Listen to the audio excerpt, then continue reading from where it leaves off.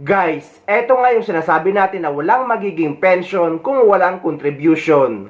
Akala kasi ng maraming OFW ay libre, itong sinusulong ng Senator Erwin Tulfo na OFW Pension Act. Kailangan maghulog ng mga OFW buwan-buwan pero hahatian naman ito ng gobyerno.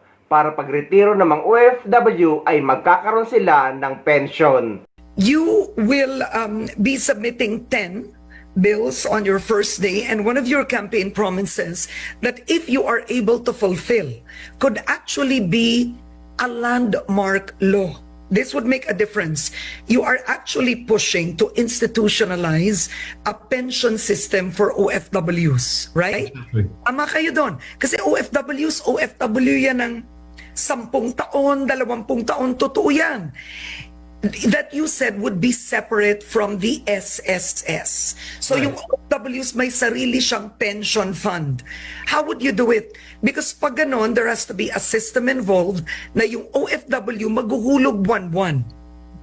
Exactly. Okay. Kasi Ms. Karen, experience namin dito sa Action Center namin sa Quezon City, matatanda na. Tapos sabi ko, nag-OFW ho kayo, di ba? Oo, kasi pinaaral ko yung anak ko eh. Kaso hindi nakatapos, nag-asawa ka agad. Inuna ko ho yung tirahan namin. Kaya ngayon, naghihingi ng AX dito sa opisina. Yun, ayuda. Pinapadala namin sa DSWD dahil walang pampagamot. That is the problem. Pero kung aside sa Social Security, meron siya nakukut-kut, meron siya kahit papano na natatanggap na 10,000 o 15,000. Depende sa kanyang contribution. Happy tayo. Maglalagay ang gobyerno, magko-contribute ka rin. Depende sa Ganda yan. SSS din. Yeah, actually, Senator-elect Erwin, that would be Para sa akin naman, sa opinion ko lang ay mahirap maghulog ng pangmatagalan ng pera sa ahensya na bago pa lang nilang gagawin, na wala pang sistema, na pwede pang maibulsa ng mga politiko, kagaya ng PhilHealth na noon ay na-require sa mga OFW. Hindi kagaya sa SSS na subok na at talagang proven na ito ng maraming OFW kahit na mga kapamilya ko. Bakit hindi na lang nila obligahin ang mga employer na kapag magpapadeploy sila ng mga OFW kasambahay ay hulugan na ang 2 taong contribution sa SSS? At kapag magre-renew ang mga OFW, dapat i-require sa mga employer na hulugan ang 2 taong contribution sa SSS. Sa gayon ay masisiguro ng mga OFW na pag nagretiro sila ay magkakaroon sila ng pension. Dahil kung mga OFW mismo ang magkukontribution, ay for sure hindi sila buwan-buwan makakahulog dahil hindi naman lahat ng mga OFW ay may natitira sa kanilang sweldo. At para naman hindi magreklamo ang mga employer sa pagbabayad ng SSS contribution ng mga OFW or na makukunin nilang kasambahay, ay dapat bawasan rin ang binabayaran nila sa mga agency or sa ating gobyerno na 15,000 dirham kung dito sa United Arab Emirates kapag kukuha sila ng katulong. Magkano yan sa peso? Nasa 230,000 pesos kada isang OFW. Saan lang yan napupunta? Yan ang dapat tingnan ng ating gobyerno, hindi yung pinapalaki lang ng pinapalaki ang pera sa bangko na galing sa mga OFW. I'm very disappointed, Secretary, to put it very, very honestly. Sa dami ng programa po na binasa ng chair at sa iilan pong binasa ko, and the answer I receive is they are referred to other government agencies, DTI, Shared Services Facilities, DSW Sustainable Livelihood Program. So inaamin po natin na wala talagang post-reintegration program ang DMW despite the humongous funds available, and we have to refer them to government agencies which I admit are not the most efficient and also underfunded. So, ibig sabihin po, lahat ng umuuwi na gusto nang bumalik sa kanilang mga pamilya ay wala talagang maaasahan sa national government because you said you have a National Integration Center which is underfunded, but you have so much funds naman in OWA and you have over how many billions of interest income every year. So, if you would have to ask Congress for a congressional amendment to increase the Integration Center Fund, we're not able to give it. So we are admitting that there is no integration or reintegration program for overseas Filipino workers, whether short or long term. And if we say that we have to refer them to other government agencies, parating inamin na wala at yung programa rin ng ibang ahensya, I'll be very diplomatic, are wanting, hindi magagaling ang pagpapatakbo at sasabihin naman nila kulang din ang pondo. So, paano po yun? Dapat alagaan natin sila after toiling so much overseas. Inaamin po natin wala talagang reintegration Hindi program ko po na inaamin na maayos. walang programa, Madam Senator. I'm just talking about the need to reinforce our budget. Right now, we have over 100 million sa National Reintegration Center. At meron tayong yung nabagit niyo po mga programa. At sa tingin ko po, it stands to have a better, a stronger budget from the DMW side, Madam Senator. You were asked to respect the NEP, meaning the National Expenditure Program, to live with it, 100 million to serve all the returning overseas workers. And because of the situation in the country today, lawmakers, including senators, think 10 times before adding or augmenting a budget, which is our duty. Ang ibig sabihin po yun, yung amendment na gagawin, na iba ang tinatawag ng iba sa pagdagdag namin ng budget. So, do I hear it clear, Secretary, that the DMW is asking for a congressional amendment to your budget for the reintegration of overseas Filipino workers, because you say that the National Expenditure Program provided only 100 million and therefore insufficient to help our overseas Filipino workers. Senator Delgado, that'll be your last question. What Go we're ahead, answer that. doing right now is making do with the funds that we have. So, for instance, we run a business plan competition so that we reward those who are the deserving business plan applicants or submissions that we have. And recently we had 2 rounds of business plan competition awardees and another round in December. But yes, we could stand some support sa ating National Reintegration Center if the DMW is braced to handle the livelihood fund itself. 387 million po ang hiningi naming pondo under the NEP for this purpose, to run at least a livelihood program na hawak po mismo namin sa DMW. Of course, that's not including the OWA pa ho, sa side ng OWA. But I'm just speaking in terms of the DMW itself. So before I yield the floor to Senator Raffy, quickly nang tatas po kayo ng kamay, Attorney Kaunan, what's that? Yes, Mr. Chair, Madam Senator, on the part of OWA, we have also a reintegration program. And every year, Mr. Chair, Madam Senator, OWA allocates 1 billion out of the OWA Trust Fund for the different reintegration services for its members, both active and inactive, Mr. Chair, Madam Senator.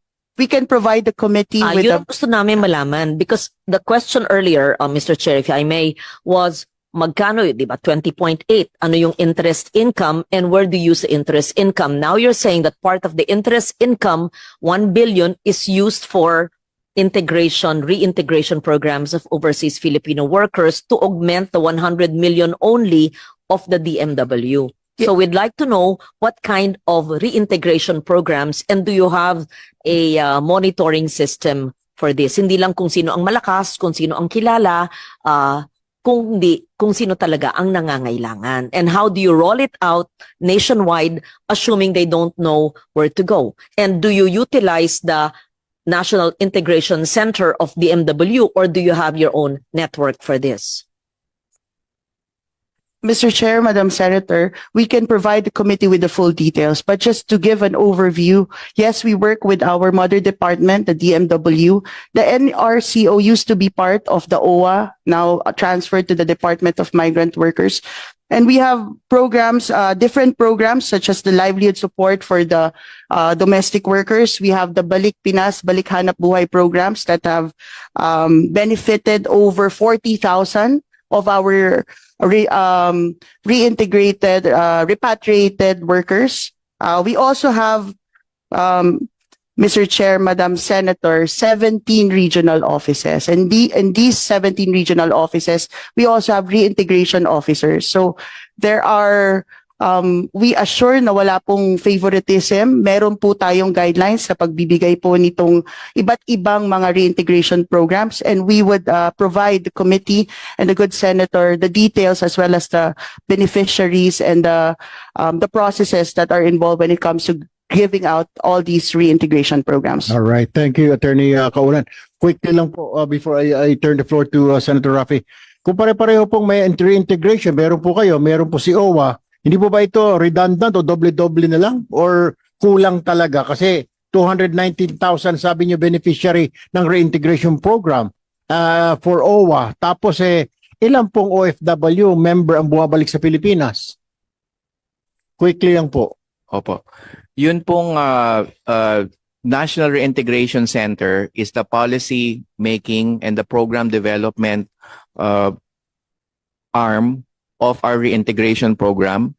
And as I mentioned, meron kaming programa but also not including what the OWA runs. So tama po si Administrator Kaunan, merong percentage ng OWA budget that should be devoted to reintegration, at yung 1 billion po na yan is even more than that. I think it's 10% of the OWA budget that should be allocated for integration. And yung 1 billion na binabanggit ni Administrator Kaunan is even more than the 10%. So allied with OWA, the National Reintegration Center sets the programs and services and the policies and runs the kabuhayan programs, pagkalinga programs as mentioned by Senator Lauren. So meron po tayong mga programa, meron pong coordination ang NRCO together with the OWA. All right. Ang bububusan ngayon. But of course, if the question is, can we stand to have more budget, a bigger budget, then okay rin po sa amin yun. So sino-sino daw po ang pwedeng makakuha ng financial assistance sa OWA? Yung may referral, kung saan bansa nang galing. Yung inyo kasi, special, nakaibigay special. Sabihin, hindi lahat meron nun. Special lang. Opo. May mga distressed lang po. Mga distressed. distressed. Hindi po ng embassy yun. Oh. Ini-indicate po yun. Lahat may referral. Galing sa OWA doon sa bansa na yun. Hindi ko pala lahat mabibigyan. So, work-related. Hindi pwede personal. Pero clear ko lang po na if ever active man po siya, finish contract siya or break contract pero wala siyang problema, wala po siya makukuha. Tama po ba? Yes, tama po. Ayan. So marami nagtatanong sa akin kung meron daw ako natanggap na cash assistant kasi ayun ang lagi nasa isip ng mga OFW lalo na pag umuwi sila ng Pilipinas kung makakatanggap sila ng cash assistant galing nga sa OWA. So eto po, sasagutin ko kayo dahil po naitanong ko po yan yung nagpunta ako ng OWA doon nga sa lugar namin na to. Tinanong ko siya doon sa member ng OWA. Tinanong ko kung meron akong matatanggap na cash assistant dahil nga matagal na nga ako sa abroad. 13 years ako nag-abroad. So lagi natin iniisip pag uwi tayo, makakatanggap tayo ng cash assistant para yun yung panimula ng pangnegosyo natin dahil ayun ang lagi sinasabi ng OWA na ayun ay matatanggap ng mga OFWs. So eto na ang chismis, mga kachimay. So sa lahat na nagtatanong about sa cash assistant, wala pong matatanggap. Lalo na yung mga OFWs na natapos ang kontrata, hindi minatrato ng amo, hindi nakulong, at maayos naman ang kanilang pag-uwi galing sa Pilipinas. Wala kayong matatanggap na cash assistant galing sa OWA. Kung meron man, may nagbibigay na OWA, pero hindi naman siya kalakihan. So, ang nakakatanggap lang talaga ng cash assistant galing sa OWA ay yung minatrato ng amo galing sa abroad. So, ayun lang ang binibigyan nila ng ng cash assistant. Ayun lang yung kanilang pina-priority. Tayong mga OFWs na nakatapos ng kontrata, matagal sa amo at maayos naman ang pakikitungo ng mga amo natin sa atin.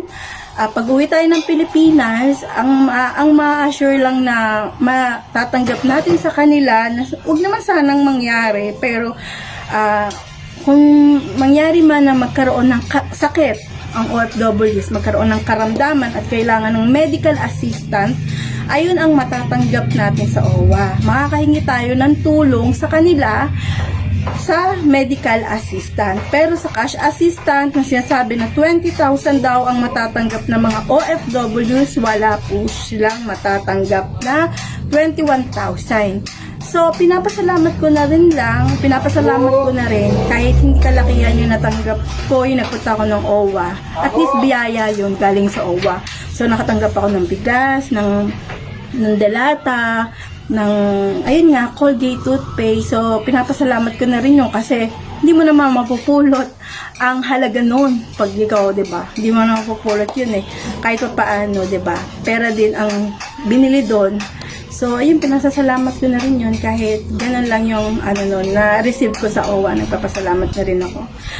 So, yun nga mga kachimay, sa mga nag-expect na mga OFWs na wala mga tatanggap na cash assistant. Kasi ang sabi sa doon ng member ng OWA, ang OWA naman daw kasi ay 2 years lang siya. At na-expire din daw po ang pagbigay natin ng hulog sa OWA. After 2 years mo, wala na siya. So, hindi siya katulad ng SS na pag ikaw naghulog ng SS, ay meron ka talagang matatanggap sa SS. Pero sa OWA, every 2 years lang. At hindi naman daw kalakihan yung ating inihuhulog sa OWA. So, 5,000 lang daw yan every 2 years. Or katulad ko, 13 years. So, ikinompute niya yung 13 years ko. Ang sabi, mga 5,000 lang naman daw yung aking naihuhulog sa OWA. So, ayun lang, mga kachamay. So, sa mga nagtatanong dyan, marami kasi nagtatanong, pag pupunta ng OWA, laging iniisip kung may cash assistant, walang cash assistant.